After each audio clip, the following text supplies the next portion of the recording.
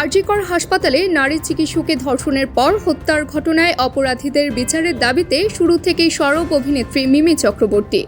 ধর্ষক ও হত্যাকারীদের বিচারের দাবিতে এমন সরব হওয়ার পরেই প্রকাশ্যে ধর্ষণের হুমকি পান অভিনেত্রী। পরে সামাজিক মাধ্যমে বিষয়টিকে সামনে এনে প্রতিবাদ জানিয়েছেন তিনি।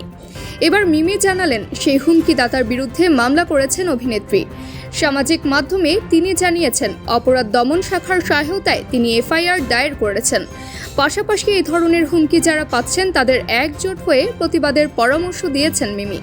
এর আগে গত 14 আগস্ট মধ্যরাতে তরুণী চিকিৎসকের সঙ্গে ঘটে যাওয়া এই ন্যক্কারজনক ঘটনার প্রতিবাদে পথে নামেন মিমি।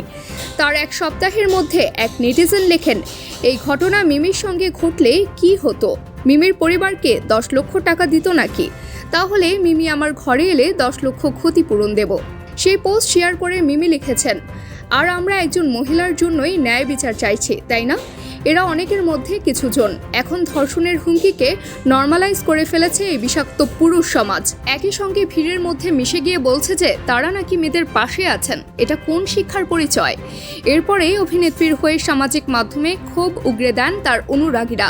মিমিকে আইনি পদক্ষেপ নেওয়ার পরামর্শ দেন। আইনি পদক্ষেপ নিয়ে মিমি লিখেছেন, ইতিমধ্যেই অপরাধ দমন শাখার হস্তক্ষেপে অ্যাকাউন্টগুলি সরিয়ে দেওয়া হয়েছে, নিষ্ক্রিয় করে দেওয়া হয়েছে। ঘটনার সঙ্গে জড়িত মূল 2 অভিযুক্তকে খুঁজছে পুলিশ, যদিও তারা সমস্ত মন্তব্য মুছে সামাজিক মাধ্যম থেকে উধাও হয়ে গেছে।